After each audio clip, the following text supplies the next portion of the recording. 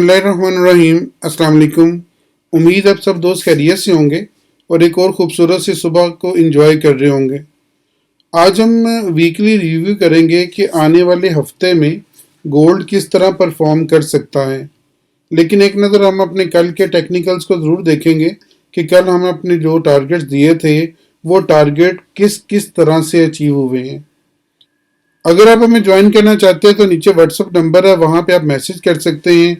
उसके अलावा टेलीग्राम का आईडी है, वहाँ पे भी आप हमें ज्वाइन कर सकते हैं।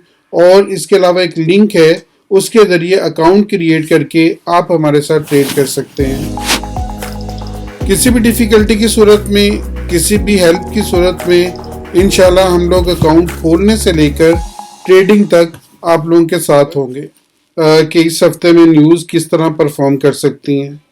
मंडे का दिन पुरस्कून रहेगा। मंडे के दिन में कोई इतनी ख़ास न्यूज़ नहीं है, तो इसलिए मंडे का दिन अपने रूटीन में ही वर्क करेगा। तो मंडे में आप बड़ा पुरस्कून काम कर सकते हैं। और इसी तरह ट्यूसडे के अंदर भी कोई ख़ास न्यूज़ नहीं है, और ट्यूसडे में जितनी भी न्यूज़ हैं वो नॉर्मल है, इसलिए ट्यूसडे में जितनी भी चीज़ें हैं वो अपनी रूटीन में ही परफॉर्म करेंगी। ज़्यादा अप एंड डाउन होने के चांसेस नहीं हैं। अलबत्ता 6:30 बजे ट्यूसडे वाले दिन ही जीडीपी है कैड की, तो सीडी के साथ जितने भी पेयर हैं वो अच्छा मूव कर सकते हैं। और 7 बज के 45 मिनट पर शिकागो पीएमआई है, और फिर सीबी कंज्यूमर कॉन्फिडेंस है 8 बजे।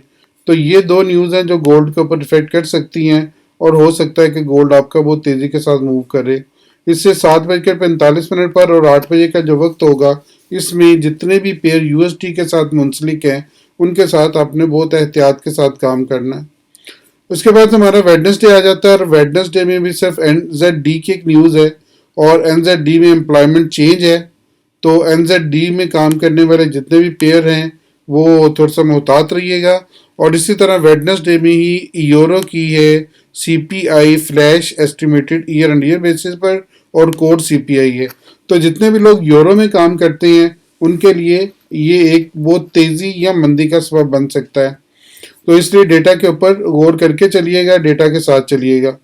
और इसी दिन बुध वाले दिन आपकी यूएसडी में आईएसएम मैन्युफैक्चरिंग है, और आपकी सबसे बड़ी न्यूज़ 6:15 पर बुध वाले दिन होगी ADP non farm employment change, जिसके ऊपर मार्केट अपना बहुत तेज़ी के साथ मूवमेंट दिखा सकती है।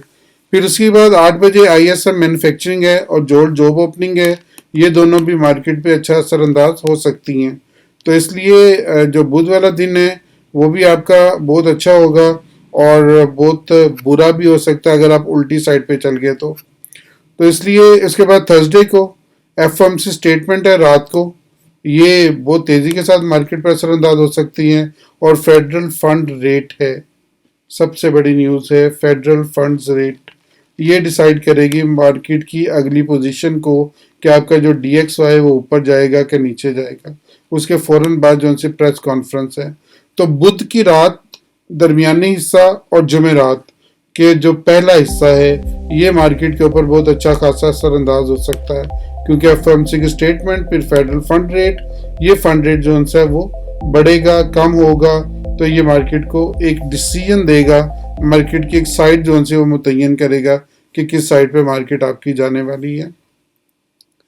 जुमेरात को ये जीबीपी की न्यूज़ है, और जीबीपी की न्यूज़ जो सी है उसमें बीओई मॉनेटरी पॉलिसी रिपोर्ट है, फिर एमपीसी ऑफिशियल बैंक रेट है, तो मॉनेटरी पॉलिसी समरी और ऑफिशियल बैंक रेट। तो आपका जो जुमेरात का दिन है वो बहुत तेज़ होने वाला है, और जुमेरात को जो आपकी चीज़ें मूव होंगी, मार्केट्स मूव होंगी, बड़े हाई पोटेंशियल के साथ और बड़े हाई रेट के साथ मूव हो सकती हैं। और जुमेरात को ही तकरीबन 6:30 बजे ये न्यूज़ है यूएसडी की अनएम्प्लॉयमेंट क्लेम दरमियाने दर्जे की न्यूज़ है, लेकिन उससे पहले एक बड़ी चेंज आ चुकी होगी मार्केट में जो कि अपना रुख मुतय्यन कर चुकी होगी।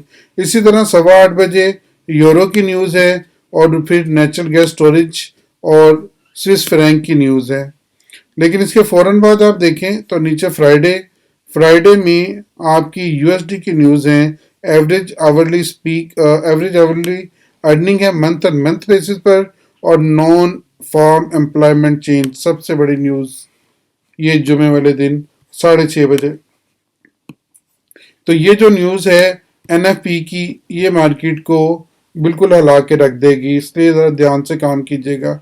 अनएम्प्लॉयमेंट रेट है, ये भी जुमे वाले दिन है, तो आपके बुध से लेकर और जुमे तक का जो वक्फा है ये मार्केट में बहुत तेजी के साथ चीज़ें मूव करेंगी, इसलिए आपने इस दौरान बहुत ध्यान से काम करना। अब चलते हैं अपने गोल्ड की तरफ।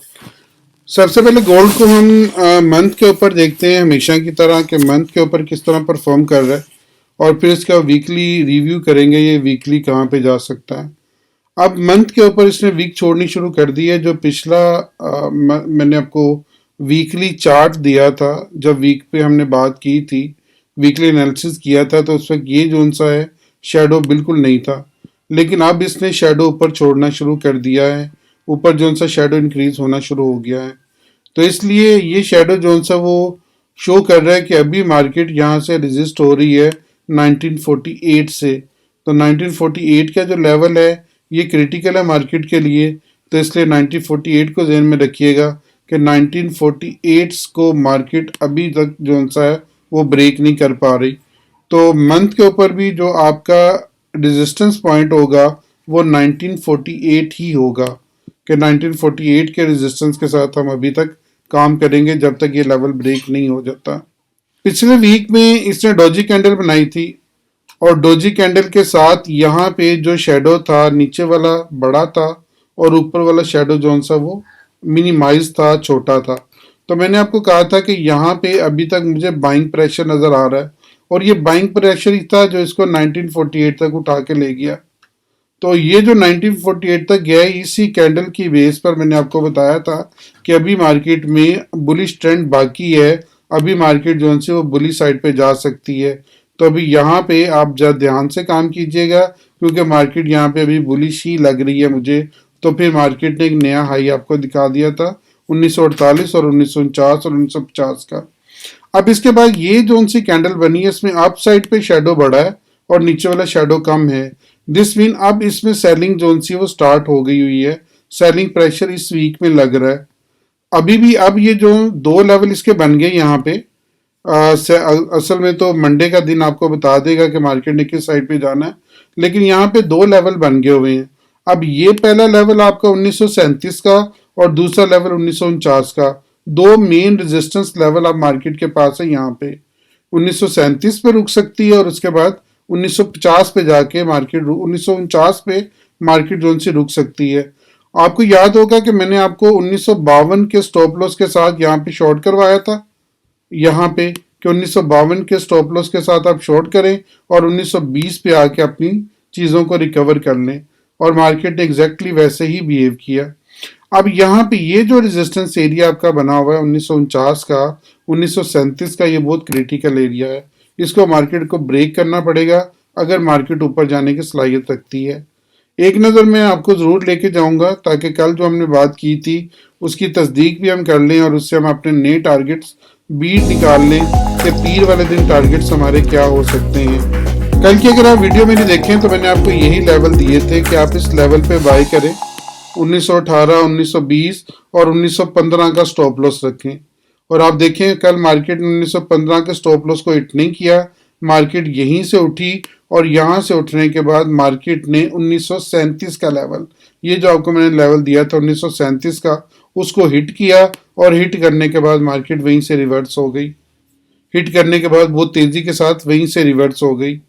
ये जो से आपकी कैंडल 4 घंटे पे बनी हुई है, अगर इसको मैं 15 मिनट पे ले जाऊं तो 15 मिनट पे जाके अपना क्लियर सिनारियो आपको दिखा देगी किस तरह मार्केट ने बिहेव किया इन दो पॉइंट के दरमियान में, जहां पे मैंने आपको जो आपको मैंने रेट्स बताए थे उस रेट पे मार्केट ने किस तरह खुद को परफॉर्म किया। तो आपका एक बाय लेवल बना, और यहाँ पे मैंने आपको 1915 का स्टॉप लॉस दिया था, तो यहाँ से बाय करके मार्केट दोबारा आपकी 1937 के करीब आई, और वहीं से दोबारा वहां पे 1919 का लेवल इसने दोबारा दिखा दिया।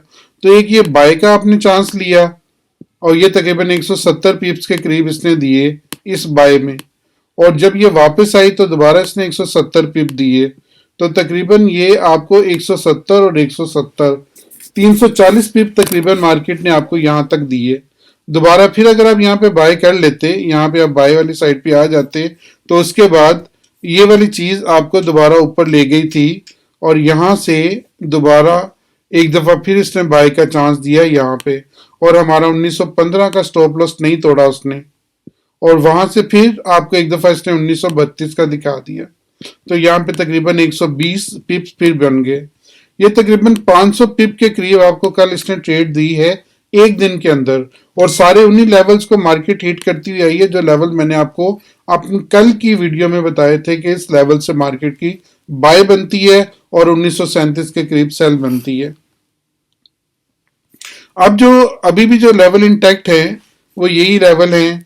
अब 1932 का आपका लेवल पीर वाले दिन और 1937 का लेवल पीर वाले दिन, ये आपका सेलिंग लेवल होगा, और नीचे वाली साइड पे अगर मार्केट आती है तो हो सकता है कि इस दफा ये 1920 को ब्रेक कर जाए और नीचे वाली साइड पे आ जाए।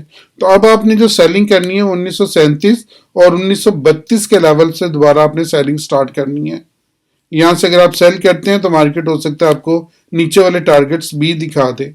तो ये पीर वाले दिन आपके टारगेट्स होंगे, और जब मार्केट नीचे आती है तो 1915 के करीब हम दोबारा 1915 के स्टॉप लॉस के साथ 1920 के ऊपर दोबारा हम बाय करेंगे। अल्लाह ताला आपको बहुत खैर बरकत अता फरमाए। मुझे अपनी दुआ में जरूर याद रखिएगा। मैं आपके लिए बहुत दुआ गो हूँ कि अल्लाह ताला आपको बेहतरीन ट्रेड का मौका दे। आमीन।